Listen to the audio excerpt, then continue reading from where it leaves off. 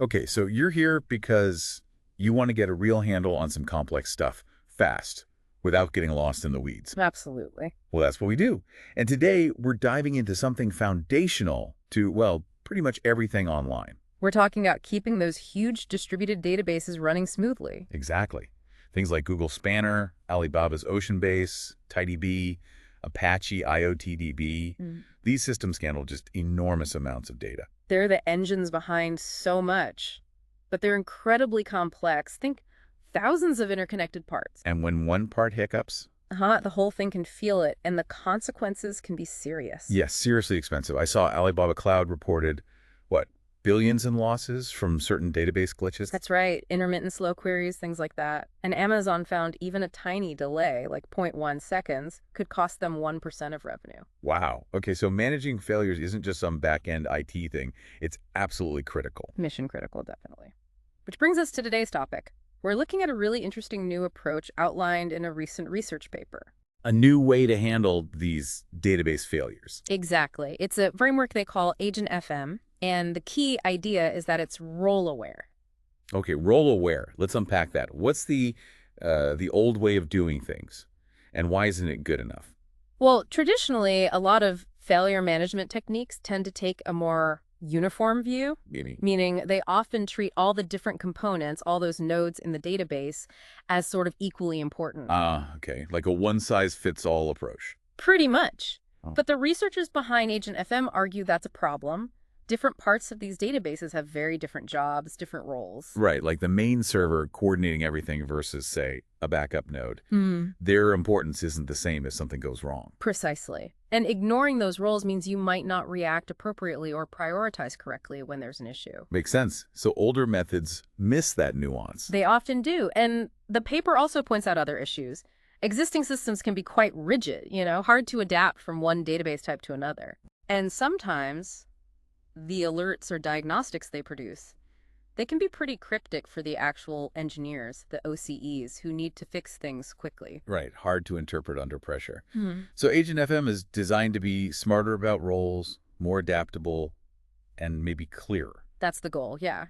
It's a framework built from the ground up to understand these different system roles, and the really novel part is how it does it. How? It's, and this is their term, powered by LLM-driven multi-agents. Okay, LLM-driven multi-agents. Let's break that down a bit. LLM, large language model, like the AI behind ChatGPT and stuff. Exactly. Really powerful AI that understands and generates text.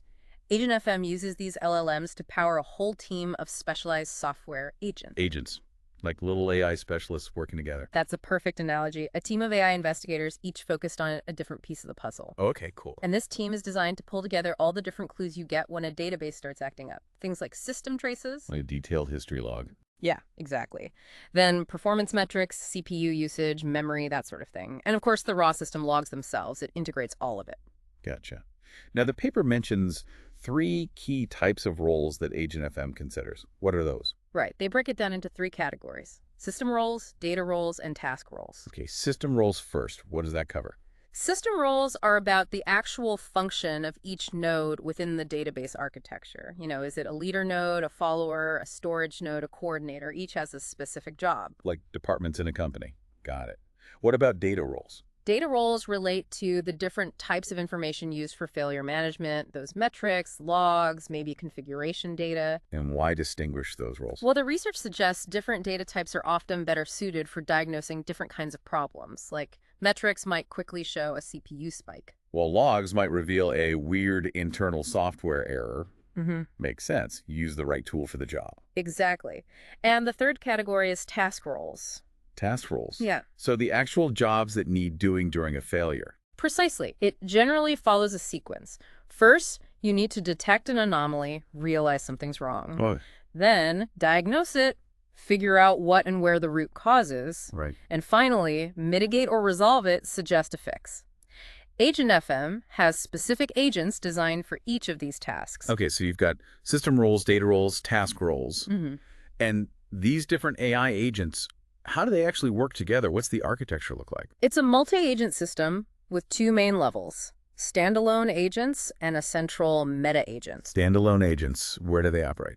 They run on each individual node or component of the distributed database. So each server has its own little team of system agents and data agents. Monitoring their specific area? Correct. They understand the local role and process the local data metrics, logs, whatever is relevant there. And then the meta agent, what's its job? The meta agent is like the conductor of the orchestra, as the paper puts it. It sits centrally. Oh, okay. Pulling everything together. Exactly. It receives all the information from the standalone agents across the whole system. It coordinates things, adapts if roles change. Roles can change, like if a leader node fails. Yeah, exactly. We'll get into that. But the meta agent aggregates all the findings, gets the big picture using trace data too, and then produces the final analysis and directs the task agents. So data comes in from the nodes, the meta agent makes sense of it all, and then tells the task agents, okay, detect this, diagnose that, suggest this fix. That's the basic flow. Data extraction by standalone agents, context from system agents, aggregation and decision-making by the meta agent, and then action by the task agents. Let's dig into those agent types a bit more. System agents first. You mentioned roles can change dynamically. How does AgentFM handle that? That's a really important point. Distributed systems aren't static. Leaders get reelected, nodes take on new duties. AgentFM addresses this using a component within the meta agent called the System Role Manager. System Role Manager. Okay, what does it do? Its job is twofold. First, it looks at the database's configuration files, maybe even documentation, to understand the intended roles and importance of each part initially. Okay, the blueprint. Right. Then, critically, it continuously monitors the runtime status of the system. As things change, like that leader re-election, it updates its understanding of the roles. So it always has an up-to-date picture of who's doing what. That's the idea. And based on that current role understanding, it assigns the right kind of system agent to each node, maybe a config agent, a coordinator agent, a storage agent, depending on its function. And those system agents work with the data agents on that node. Yes, they provide the crucial context for the data agents operating alongside them. Okay, let's talk about those data agents, metric agent and log agent. How does the metric agent turn raw numbers, like CPU percentage, into something useful for the AI? Good question. The metric agent starts with some standard pre-processing, cleaning up noise in the data, filling in any missing values, the usual data hygiene. But the really smart bit is using an LLM to translate those time series metric patterns into natural language. Translating charts into words. Essentially, yes. It describes things like, okay, over this time interval, CPU usage showed an upward trend, peaking at 95% at this specific time, highlighting anomalies or unusual spikes. So it creates a narrative description of metrics. Exactly. The paper mentions equations showing how cleaned data feeds into the LLM prompt to generate this description, capturing time, trends, and anomalies. It gives the meta agent a much richer understanding than just raw numbers. Clever. Now, logs.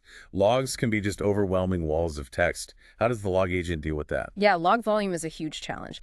The log agent uses a two-pronged approach. Sequence compression and semantic compression. Sequence compression. That tackles repetitive messages. It first parses the logs to identify different event types, creating templates like node X connected, error Y occurred. Then, if it sees the same template repeating, say, 100 times in a row, it just compresses that down. Instead of 100 lines, it's one line saying, event template Z occurred 100 times between time A and B. That cuts down the noise significantly. Yeah. Smart. What's semantic compression? Semantic compression goes deeper. It uses an LLM again, this time, to read potentially long and complex sequences of different log messages and summarize the operational meaning.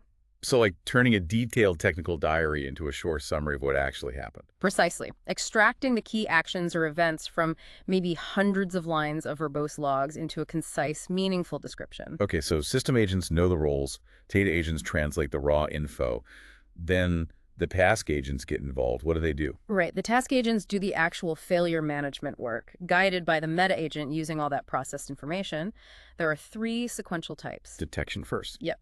Detection agents look at the inputs and decide, is there an anomaly here within this time window or not? And if they say yes, then the diagnosis agents take over. Their job is to pinpoint the failure, which node, which component, and classify what kind of failure it is. okay, find the what and where. Exactly. And finally, based on that diagnosis, the mitigation agents propose solutions, how to fix the problem. And how do these task agents think? Yeah. The paper mentioned RxZ plus COT. Yeah, retrieval augmented generation plus chain of thought. It's a powerful approach. Break that down. Okay, RegZ means they don't just rely on the LLM's general knowledge. They can retrieve relevant information from a knowledge base like historical data, past similar failures, or documentation about this specific system. So they pull in specific context. Right. And COTI, chain of thought, means the LLM is prompted to reason step by step, explaining its logic as it goes from the evidence to the conclusion, whether that's detection, diagnosis, or mitigation. Like showing its work? Makes the outcome more reliable and interpretable, I guess. That's the goal. It helps ensure the conclusions are well grounded in the evidence and the system's history. This all sounds very sophisticated, very well thought out. But does it actually work? Did they test AgentFM on a real system? They did. They ran preliminary evaluations on Apache IoTDB. Okay, a real distributed time series database. Yep. And they didn't just wait for things to break, they deliberately injected different types of common failures. Like what? 10 different types, actually. Things like CPU saturation, running out of memory, I/O bottlenecks, network issues, sudden workload spikes, simulating slow queries, even problems with too much data being imported or exported. They ran multiple tests for each scenario. Okay, a good range of problems. And what LLM did they use for the agent brains? They used a model called Qwen 2.572b, which is known to be quite capable. And the result? How well did AgentFM do at spotting and diagnosing these problems? The results were reported as very promising. They measured precision, how often it was right when it flagged something, and recall how many of the actual injected failures it caught. And the scores? The papers table shows F1 scores, which combine precision and recall generally in the high 90s for anomaly detection. Wow, that's high. Yeah, very good. For failure diagnosis, figuring out the root cause, the scores were mostly in the high 80s. Still very strong, especially for a preliminary evaluation. So it was effective overall. Did it struggle with any particular types of failures? They did note it found some of the more complex internal database issues a bit trickier.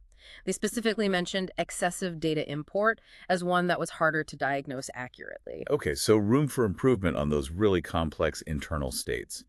Makes sense. Yeah, it suggests areas for future work, but overall, a very positive start. What about the fixes it suggested? The mitigation part. Were they useful? The researchers checked the recommendations manually. They found them to be targeted and effective. Can you give an example? Sure. There's a figure in the paper showing a scenario where AgentFM detected high CPU usage on one specific node. Okay. And its recommendation was logical. Either increase the CPU resources available to that node or rebalance the workload across other nodes in the cluster. Which is exactly what a human engineer would likely suggest. Exactly. Practical, actionable advice tailored to the specific problem it diagnosed. Okay, so wrapping this up then. AgentFM looks like a genuinely novel approach. It moves away from treating databases as uniform blocks. Right. It brings in this crucial concept of role awareness, understanding that different parts do different things and that matters during failures. And it leverages these sophisticated LLM-driven agents, system, data, task, working together. Correct. Using multiple data sources, translating complex data into understandable narratives, and applying structured reasoning with historical context. It really does sound like a potential leap forward for Yeah. keeping these vital database systems stable and reliable. The potential is definitely there. By being role-aware and using this multi-agent AI-powered structure, it tackles the complexity head-on in a way older methods maybe couldn't. It makes you wonder, doesn't it? If this kind of role-aware, AI-driven management works for distributed databases, Yeah. where else could we apply it? Think about other complex systems. Power grids, communication networks, supply chains. They all have components with different roles, different levels of importance, generating different kinds of data. That's a fascinating thought. Could this framework or the principles behind it be generalized? Yeah, what are the possibilities for managing complexity and failure in other critical infrastructure Yeah. using this kind of intelligent context-aware approach? Something to chew on. Definitely food for thought.